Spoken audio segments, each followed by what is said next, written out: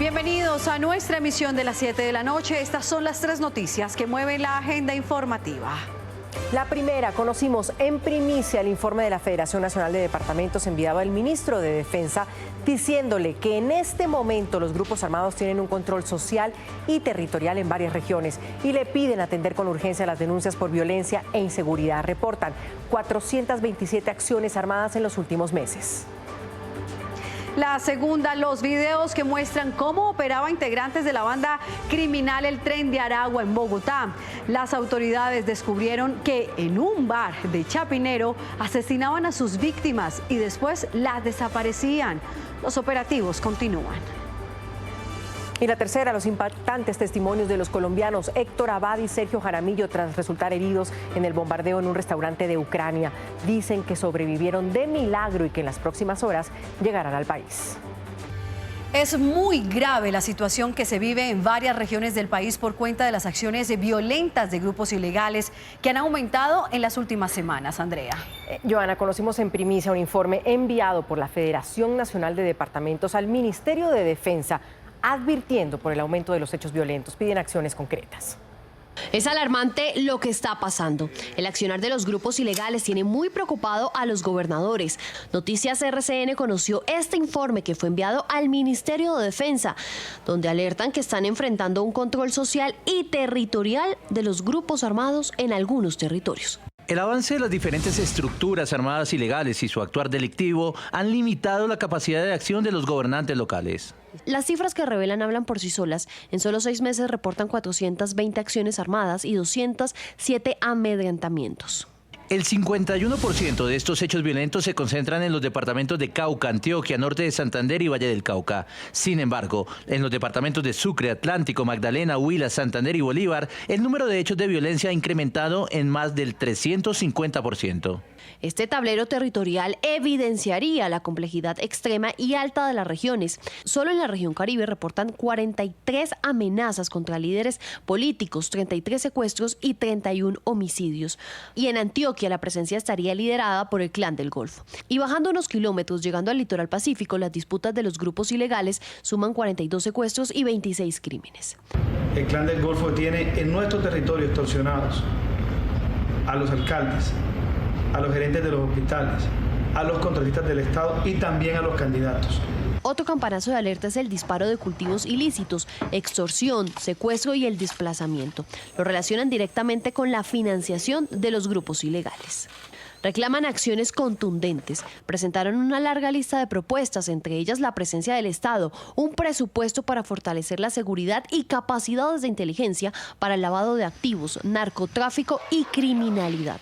Además, dejaron varios interrogantes: el rol frente a la implementación de la paz total y cuál sería la estrategia donde convergen estas organizaciones. Bueno, eso es lo que dicen gobernadores, pero ojo a esto que alerta la misión de observación electoral cuando apenas faltan 4 meses para las elecciones. Están disparadas las acciones de grupos criminales contra líderes políticos y tenemos los gráficos. Miren, aumentaron 129%, esto en comparación a hace 4 años. Hasta el momento se conocen 768 acciones en contra de dichos líderes y también de candidatos.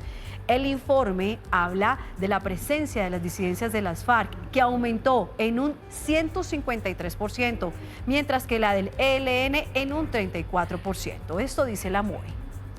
Se evidencia que los comicios de este año se han mantenido como los más violentos registrados en la historia reciente del país. Y desde La Guajira, el ministro del Interior respondió al informe de la misión de observación electoral, aseguró que están trabajando en las garantías de seguridad para candidatos y líderes sociales. El Estado tiene la obligación de dar seguridad y garantías a absolutamente todos los candidatos en nuestro país. Estamos trabajando en ese tema, ya ha habido algunos resultados, pero esta es una información que la tenemos directamente, no solo de la MOE, sino Defensoría del Pueblo, los propios gobernadores, alcaldes, partidos, que nos están informando que evidentemente hay unos problemas que tenemos que enfrentar. Bueno, y es que la situación de orden público es una preocupación en todo el país. Precisamente hoy el alcalde de Buenaventura insistió en que el puerto necesita reforzar la capacidad policial para brindar condiciones de seguridad y convivencia en el territorio. Necesitamos mayor número de cuadrantes, tenemos 26 cuadrantes para el casco urbano de Buenaventura, necesitamos dotación de motocicletas, se ha solicitado a partir de los consejos de seguridad que necesitamos un helicóptero permanentemente en Buenaventura vigilando desde el aire. Y a esta hora permanece bloqueada la vía Tadó-Pereira por un grupo de personas que pide la presencia del gobierno nacional. Esto después de mantener bloqueado el paso a 23 policías que participaban en un operativo contra la minería ilegal en la que fue destruida maquinaria utilizada en la extracción de oro y platino. Luego de la intervención de la Defensoría, se permitió el paso a los uniformados. Y tenemos todas las pruebas contra 7 integrantes del Tren de Aragua que, según la Fiscalía, torturaban a personas en un local comercial en Chapinero. Los videos muestran cómo con carros y motos dejaron en bolsas plásticas en los cuerpos. Este local comercial en el sector de Chapinero, según la Fiscalía, era la oficina del Tren de Aragua para cometer asesinatos selectivos en Bogotá.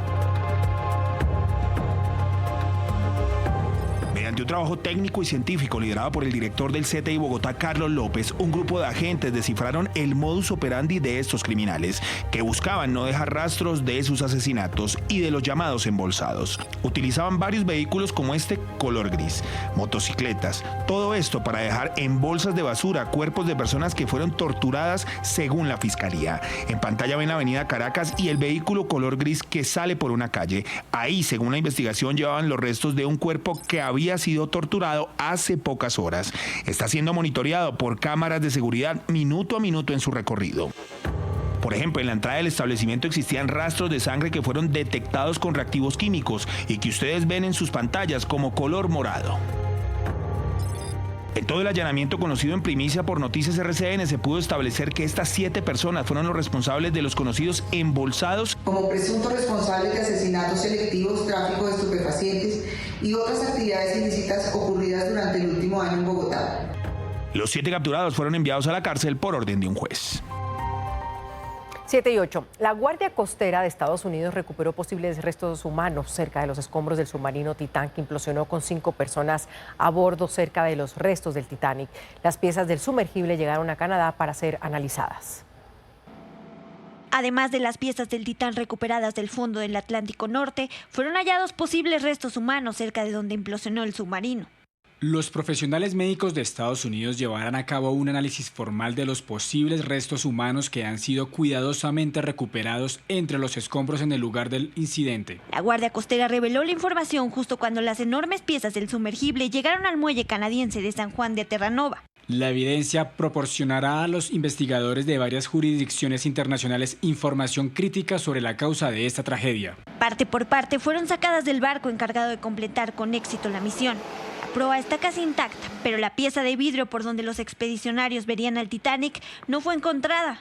Otro fragmento de grandes dimensiones es lo que parece ser la maquinaria situada en la parte trasera del vehículo o el motor. Las autoridades estadounidenses informaron que todavía queda una gran cantidad sustancial de trabajo pendiente para comprender los factores que llevaron a esta tragedia. Bueno, Andrea, son dramáticos los testimonios de los colombianos que resultaron heridos en un ataque con misiles en el este de Ucrania. El excomisionado de paz Sergio Jaramillo, Johanna, y el escritor Héctor Abad relataron cómo junto a la periodista Catalina Gómez se salvaron de milagro. La escritora ucraniana Victoria Amelina fue trasladada a un hospital de otra ciudad y su estado es crítico. Yo sentí que del centro de la tierra algo brotó, pero en vez de tirarme hacia arriba, ese ruido infernal me tiró al suelo y yo caían vidrios y yo ahí me movía y no sabía qué pasaba, estaba aturdido. Todo el mundo me decía que si estaba herido, que si estaba mal. Catalina me pedía perdón por haberme llevado a ese sitio. Y de repente veo yo a Victoria Melina sentada, muy recta. Empieza todo a volar por los aires y ve uno como en cámara lenta los pedazos de marquesina, los vidrios volando, las vigas, una me cayó a mí en el muslo. Eran gritos, obviamente en una lengua que no entendemos, y gritos de miedo, gritos de dolor, gritos de socorro, gritos de no sé qué, y te llevaban como a inspeccionarte y a decirte que te hicieras más lejos porque podía caer otra bomba. Sergio está cojeando mucho, tiene mucho dolor, yo estoy aturdido. Catalina se queda aquí, ella vive aquí, ella es corresponsal de guerra aquí, pero nosotros al amanecer de mañana esperamos estar llegando a la frontera con Polonia para irse Sergio a su casa y yo para volver a Colombia en los próximos días. Y aquí los estamos esperando. También el escritor Héctor Abad cuestionó la falta de contundencia del gobierno colombiano a la hora de rechazar este ataque. Además señaló que Colombia debe escoger de qué lado estar. Yo creo que Colombia tiene que escoger si quiere estar al lado de esos países tan dignos como Nicaragua, Venezuela, Cuba, Corea del Norte. Si quiere estar al lado de ellos, apoyando a Putin, bueno, pues seremos nosotros esa categoría de país. Y si quiere ser neutral, pues creo que tampoco quedamos en tan buena compañía. Y en medio de las críticas al gobierno por la falta de contundencia en un primer comunicado del comisionado de paz para rechazar el ataque del ejército ruso en el que 3 colombianos resultaron heridos, el presidente Gustavo Petro se pronunció pidiendo a la Cancillería enviar una nota diplomática de protesta. El presidente Gustavo Petro pidió a la Cancillería colombiana enviar una nota de protesta al gobierno ruso condenando el ataque a zona residencial de Ucrania en el que 3 colombianos resultaron heridos. Rusia ha atacado a 3 civiles colombianos indefensos, viola así los protocolos de la guerra. Cancillería debe entregar nota diplomática de protesta. Esperamos el regreso sanos y salvos a sus hogares de Sergio, Héctor y Catalina. Posterior al anuncio del mandatario desde La Guajira, el canciller Álvaro Leiva no entregó detalles de cuándo sería enviada esta nota. Pues hay un mensaje de la Cancillería y además yo di a conocer el mensaje que yo personalmente le mandé al doctor Jaramillo con el ánimo no solamente de llegar a él, sino a Héctor Abad y la periodista que los acompaña. Leiva hace referencia a este comunicado en el que desde el Ministerio de Relaciones Exteriores el gobierno rechazó el ataque atribuido al ejército ruso y se solidarizó con los colombianos que resultaron heridos. El Ministerio de Relaciones Exteriores expresa su más enérgica condena al inaceptable ataque por parte de las fuerzas rusas a un blanco civil en Kramatorsk, Ucrania. De acuerdo con funcionarios de la Cancillería, el ministerio ya estaría trabajando en esta nota, tal como lo pidió el presidente Gustavo Petro. Y la salud de Madonna preocupa al mundo. La reina del pop, según su representante, estuvo internada en una unidad de cuidados intensivos. Alejandro Rincón, desde Nueva York, ¿qué más se sabe del estado de salud del artista? Hola Joana, Andrea, qué gusto saludar a todos quienes nos acompañan a esta hora. Con enorme sorpresa ha sido recibido este anuncio de parte del representante de Madonna, quien a través de un post en Instagram confirmó que el pasado sábado la estrella, el ícono de la música, sufrió una grave infección bacteriana en su sistema digestivo, por cuenta de lo cual tuvo que llegar a ser internada incluso en una unidad de cuidado crítico o intensivo aquí en la Gran Manzana. Aun cuando se han entregado pocas precisiones alrededor de la repentina enfermedad de Madonna, se asegura que después de estar varios días en esa unidad de cuidado crítico o intensivo, ya está en un proceso de recuperación y se espera naturalmente que sea de forma satisfactoria. Todo ello sucede obviamente a pocos días de que Madonna iniciara su nueva gira mundial, Celebration, 12ª gira mundial para celebrar más de 40 años de carrera musical, que significa que el resto del mundo tendrá que esperar un poco más para volver a ver a Madonna en los escenarios. Y por ello estamos aquí en Times Square, en donde espontáneamente en el cruce de caminos del mundo han surgido comentarios de preocupación. Madonna es una de las noticias clave a esta altura de la jornada. Es todo por ahora desde Nueva York. Buenas noches. Buenas noches, Alejandro. Gracias. 7:15. Hacemos una pausa. Ya regresamos aquí en Noticias RCN. Quédese con nosotros. 7:24 minutos. Indignación en Neiva por la agresión del contralor de Huila contra su pareja. Según la mujer, en un descuido logró escapar hasta llegar a la portería del edificio y pidió protección de los celadores de turno. Según el relato de la víctima, su pareja en aparente estado de alicoramiento la agredió verbal y físicamente hasta el punto de arrastrarla. El dictamen de medicina legal es contundente. Tengo inflamación sobre la nariz, de hecho me toman una radiografía de la cara porque la parte superior de la nariz estaba muy inflamada. tengo morados en ambos lados de la cara, casi que la mano de él marcada. Fueron los 20 minutos más eternos y difíciles en su vida. Solo hasta que logró escaparse pudo acabar con la pesadilla. Yo logro escaparme de él. Llego a la portería donde me auxilian la vigilante que estaba de turno.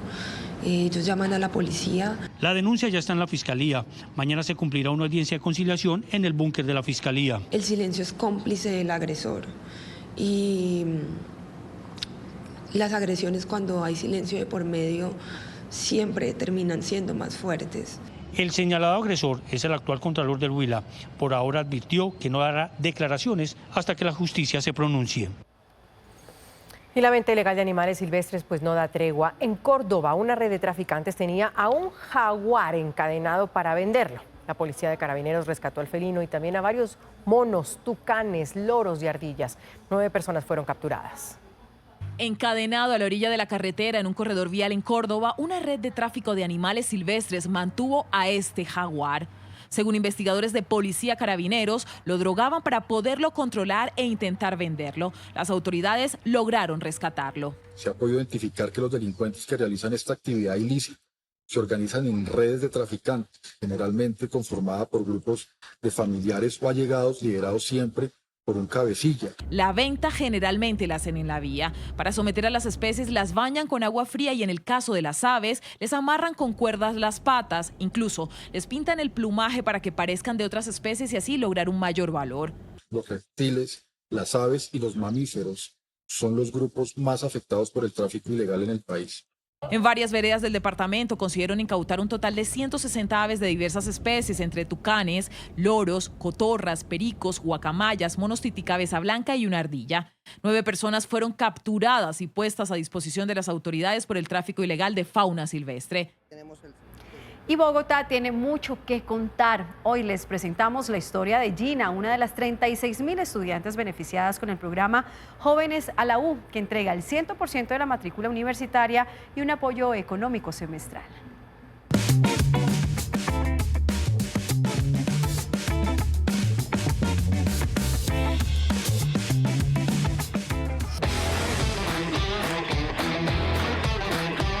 La Universidad Los Libertadores es una de las 51 instituciones de educación superior vinculadas al programa Jóvenes a la U.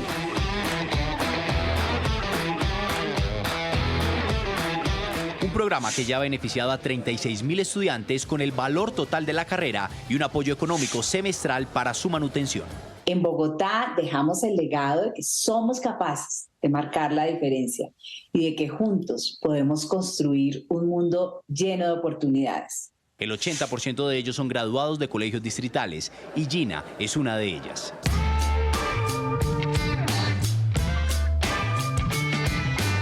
Vi las oportunidades que había en tecnólogos, técnicos, en el profesional y lo pasé para los Libertadores y la Tadeo. Gina salió graduada el año pasado del Colegio Distrital La Gaitana en la localidad de Suba y pensaba que por su situación económica tendría que comenzar a trabajar en lugar de estudiar.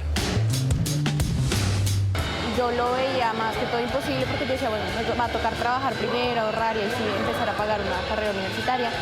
Pues me metí a Jóvenes a la U, pero pues como por hacerle, a ver si de pronto me salía. A sus 18 años, Gina, además de estudiar diseño gráfico, quiere hacer una doble titulación en publicidad y mercadeo y enfocarse en su propio emprendimiento. Yo en mi casa no tengo computador y pues solo tengo que preguntar cuándo están disponibles las salas. Por ejemplo, los lunes están disponibles de 11 a 2. Tengo 3 horitas para hacer los trabajos, entregarlos y enviarlos. Ya son 5 las convocatorias que el distrito ha abierto para que los jóvenes ingresen a la universidad en los niveles de técnico, tecnólogo o profesional. En esta última, y por cuenta de los impuestos de la ciudadanía, 9.540 estudiantes comenzarán sus estudios. Dimos esperanza e impulsamos el camino de miles de jóvenes de la ciudad. Gina, descendiente de la comunidad indígena Huitoto, seguirá aprovechando su oportunidad para formarse como la profesional que se ha proyectado en la universidad que siempre quiso estudiar. Y en Noticias RCN hablamos con Natalia Bayona, la primera mujer colombiana en ser nombrada como directora ejecutiva de la Organización Mundial del Turismo. Nos explica cómo ve el sector en Colombia y entrega recomendaciones sobre cómo potenciarlo. Ella es Natalia Bayona, la primera colombiana en ser la directora ejecutiva de la Organización Mundial del Turismo. Y siento mucha alegría, pero al mismo tiempo mucha responsabilidad de llevar el nombre de Colombia y de poder apoyar a Colombia y a los jóvenes colombianos. Como directora ejecutiva de la OMT, uno de sus objetivos es el de potenciar aún más el turismo en Colombia. Hay que apostar por presupuestos muy ambiciosos en turismo. Por ejemplo, ¿por qué no las regalías del petróleo invertirlas en infraestructura turística? Sin embargo, reconoce que el turismo demorará en convertirse en la principal actividad económica del país. Si es una política de Estado y si es una acción decidida, que el turismo tiene que reemplazar en los próximos 20 años, porque no será antes, el petróleo, eso está muy bien. El petróleo no es ni bueno ni malo, sencillamente es una fuente tradicional de desarrollo económico. Advierte que las compañías del sector requieren incentivos fiscales y tributarios para garantizar su crecimiento. En el caso de los tiquetes aéreos hay que revisar muy bien, porque no puede ser que la mitad de un billete sean impuestos. ¿Por qué? Porque eso desincentiva la competitividad o hace que el turista entonces busque otros métodos de transporte. Bayona asumirá su cargo como directora ejecutiva de la Organización Mundial del Turismo a partir del próximo 1 de julio. Muy bien, hacemos una pausa y ya regresamos con más Noticias RCN. No se muevan.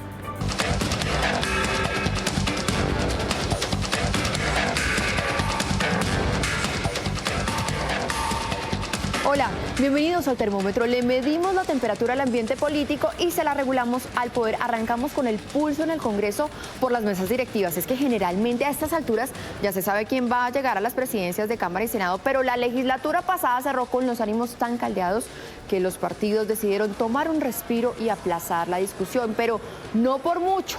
Hablemos de la presidencia de Cámara. Allí la pelea está entre 3 liberales. El primero, Andrés Calle, quien tiene el beneplácito del gobierno, pero el expresidente César Gaviria ya no lo ve con tan buenos ojos. Y algunas bancadas de oposición sienten que no les daría tantas garantías. También suena Julián Peinado, con el que pasa todo lo contrario. Es de los afectos del expresidente César Gaviria, pero su nombre no cala en la Casa de Nariño.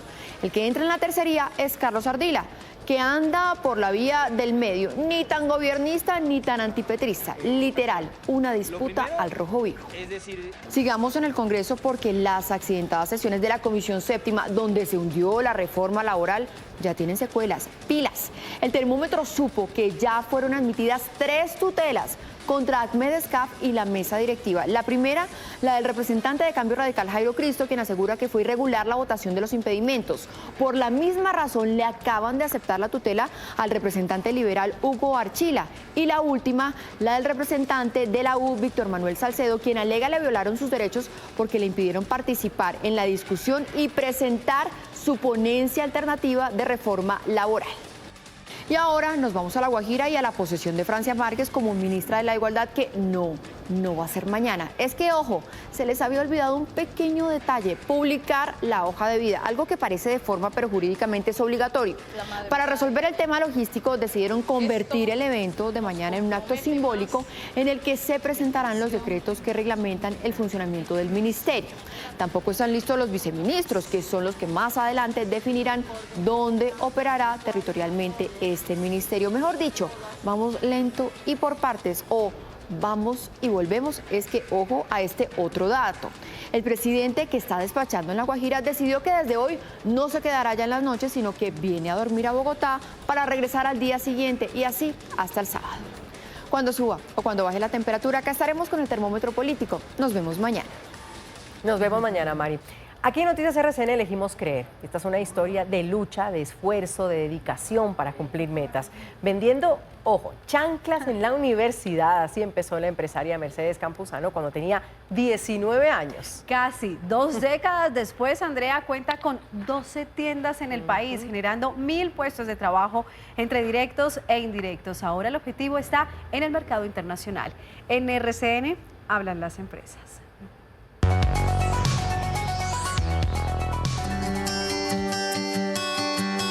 El principal rol de un líder es mantener a flote el barco y el mayor número de personas que pueda salvar.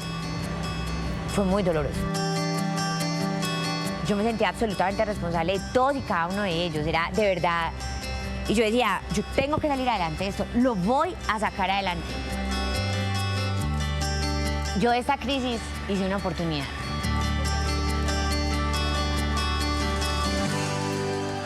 Nací en la costa, mis primeros 10 años los viví en Medellín, luego me volví a la costa y en la universidad, cuando llegué a FIT, yo era la costeña recién llegada y tenía unas chanclitas de colores que a la gente le fascinaban. Yo le decía, yo te las vendo, pero no solo te las puedo hacer de este color, las puedo hacer del color que quieras, en el estampado que quieras. Entonces uniformé a todo de FIT, después a toda la universidad y luego tenía vendedoras.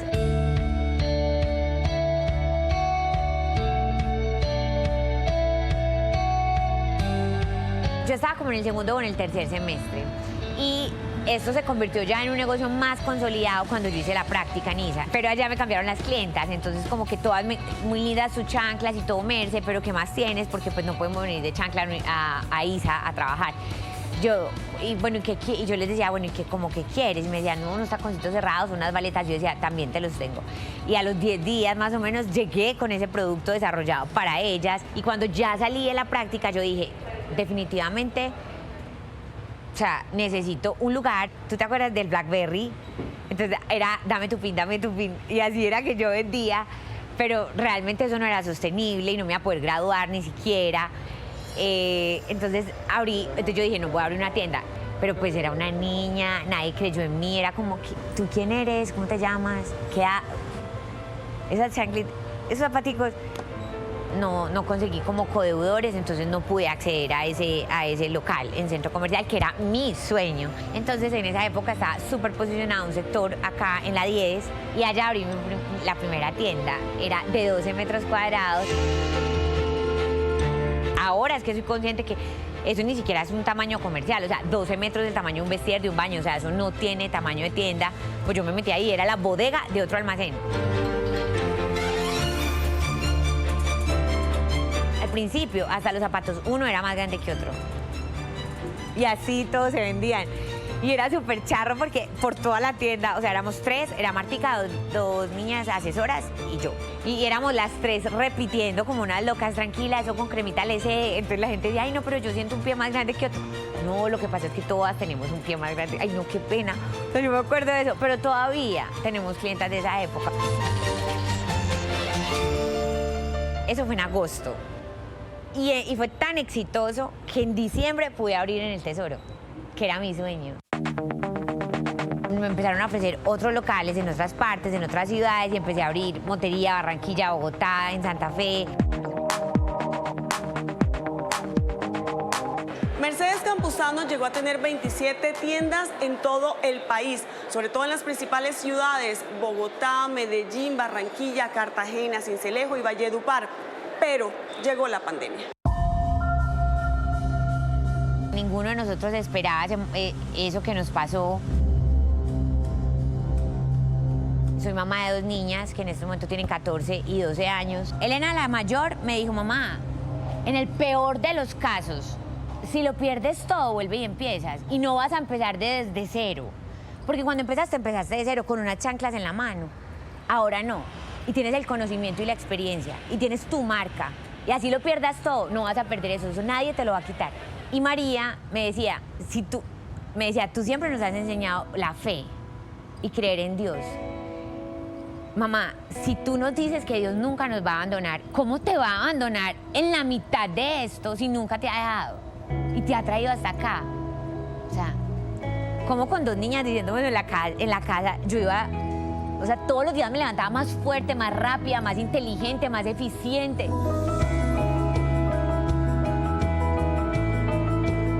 En la reunión con Pau, que era en ese momento directora de cadena de abastecimiento, yo llegué a la reunión súper preocupada porque yo le decía a Pau, todas las marcas se están vendiendo entre el 30 y el 40%. Y me dijo, ¿y tú dónde sacaste eso? Yo de los chats, Pau, donde todos los empresarios estamos conversando. Todos eran gigantes que vendían, o sea, vestuario, o sea, marcas muy grandes del país.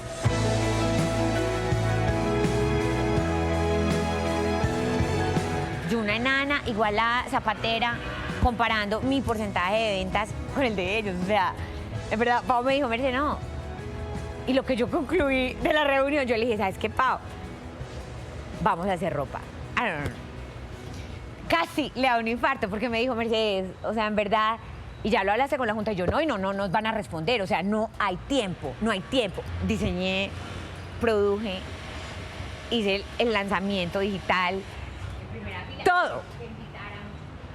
Y en 50 días estábamos listos y lo lanzamos en Colombia Moda Digital. Y en una semana se vendió. Fue espectacular.